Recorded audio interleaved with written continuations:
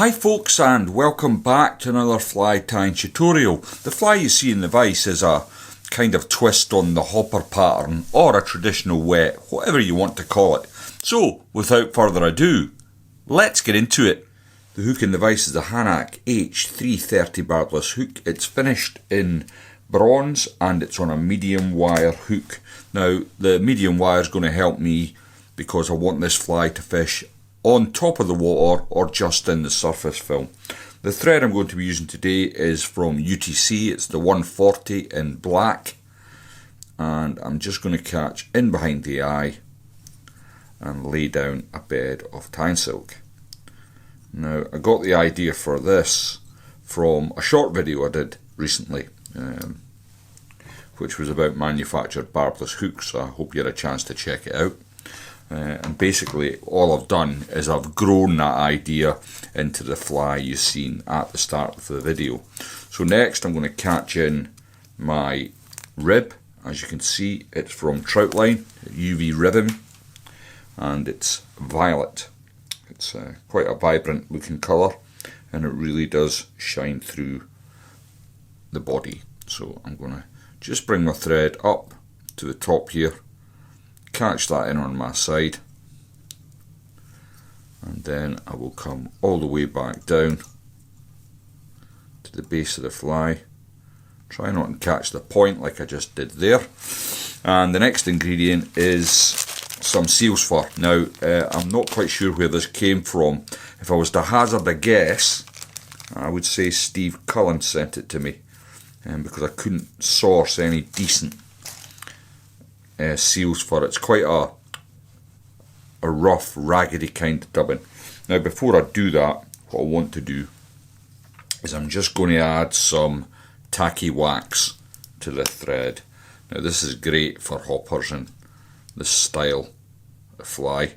Just helps that seal's fur adhere to the thread, because it can be a little tricky in regards to dubbing.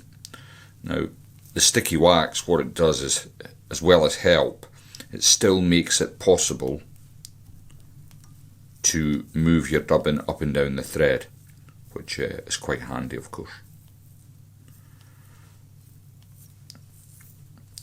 So not be long. I don't know where this year's going, to be honest. It seems to I seem to lurch from one calendar event to another. So I just had a little trip to Slovenia. In fact, as you're watching this video, I think I'll still be in Slovenia.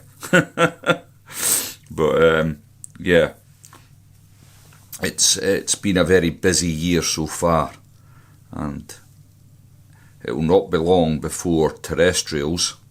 And I suppose this fly, I've tied it with September, early October in mind.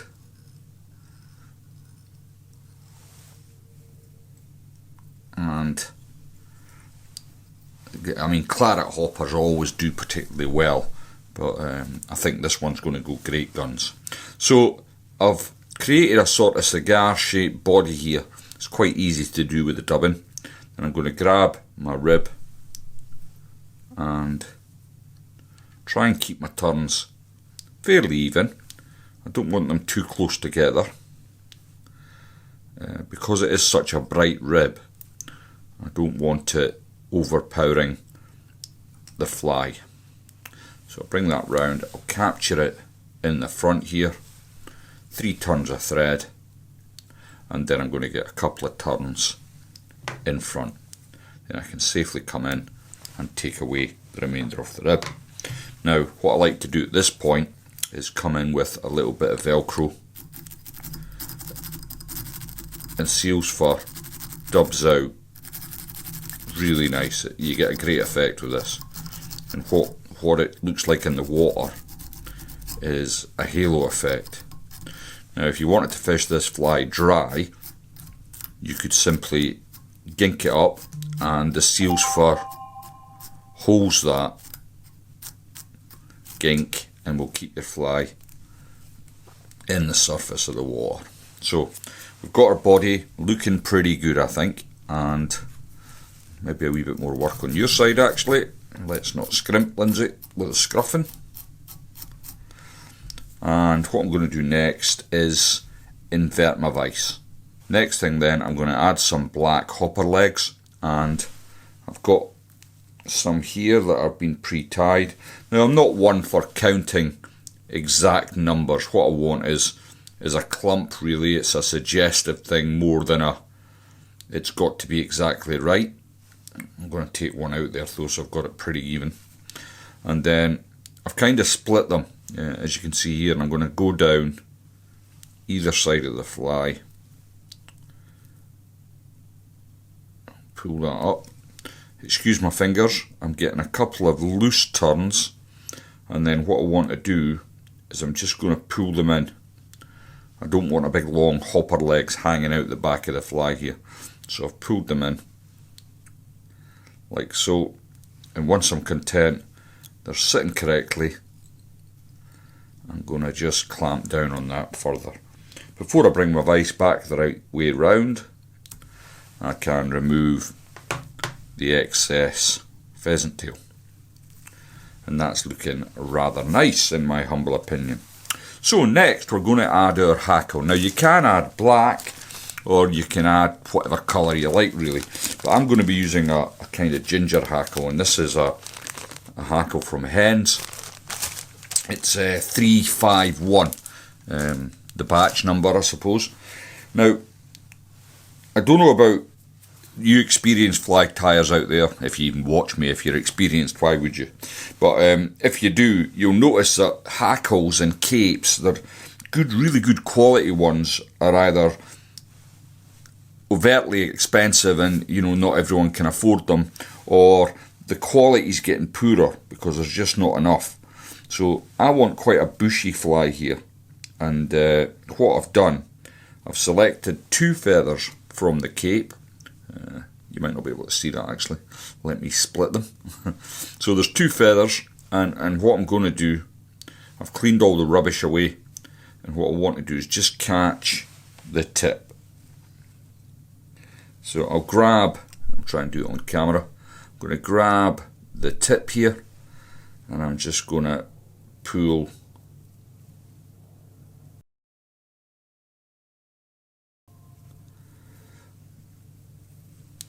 the feathers and slick them back.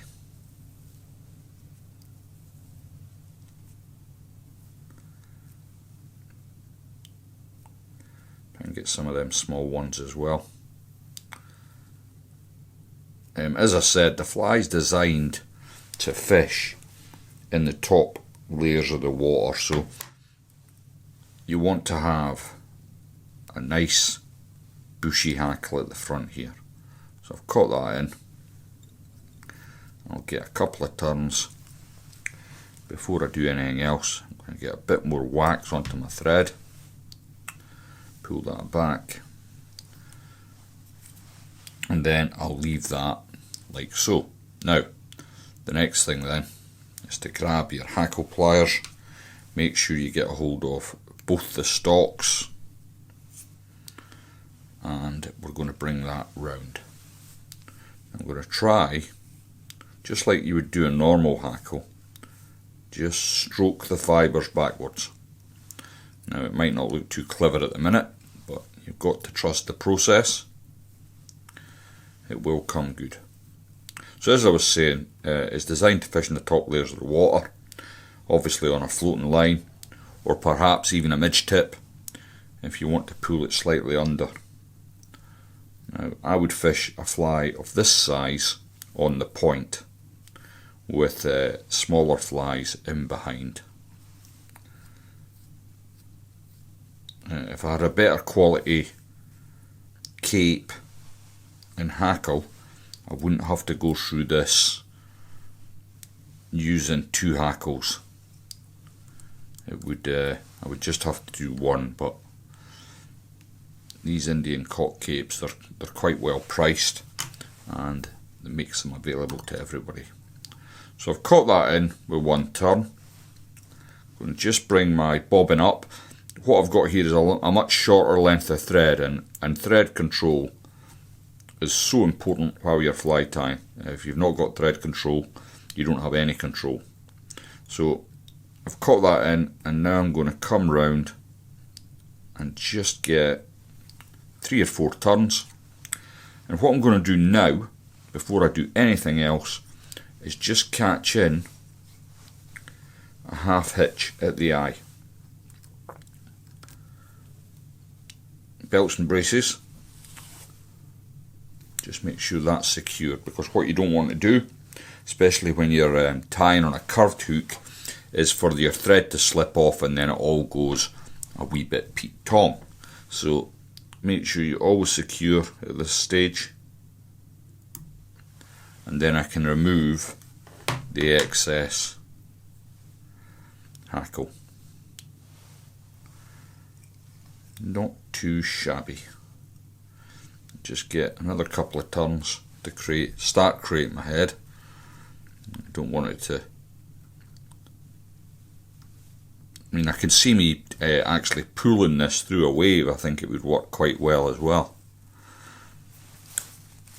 Okay, next we're going to grab my jungle cock cape. I have got an actual jungle cock cape. So there's lots of, as I was saying, it's hard to get good quality capes nowadays. And there is lots of substitute for jungle cock.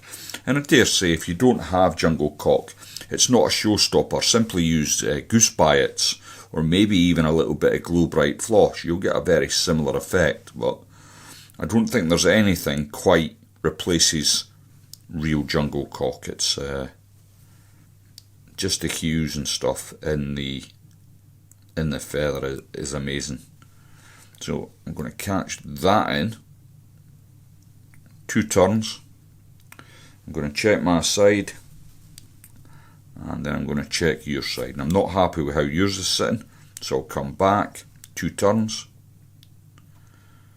and what I'll do is just use my fingers to manipulate the feather as best I can. 2 turns. I'm going to check my side again, it's looking good, and your side is how I want it now. So once I've got them 2 turns in, I'll grab the excess jungle cock at the front here, get a turn over, couple of turns in, and then I can try, and this might not work, it generally doesn't, but let's give it a go. Grab the excess jungle cock and pull it away. I've done that about 30 times, and that's the first time it's worked. Shouldn't really tell you that, it takes the mystique away, doesn't it? So what I want to do now is tidy up my head.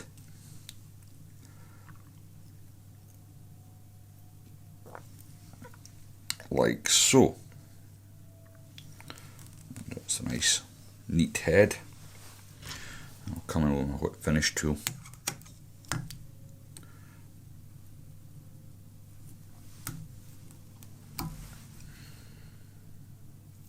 Now I have crowded the eye a little, so when I come to varnish it, I'll need to be very careful as not to clog the eye up. In fact, I'm not even going to attempt to be careful. What I'm going to do is come in for the front, definitely clog the eye up.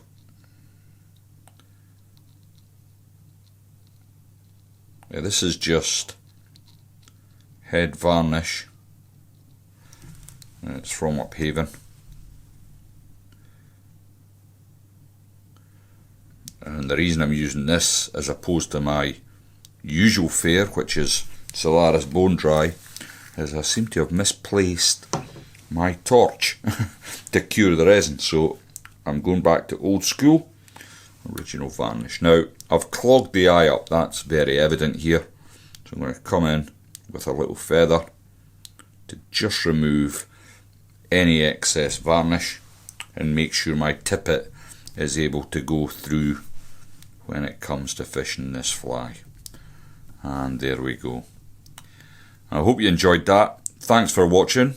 Please don't forget to give the video a like, and I'll see you all in the next one.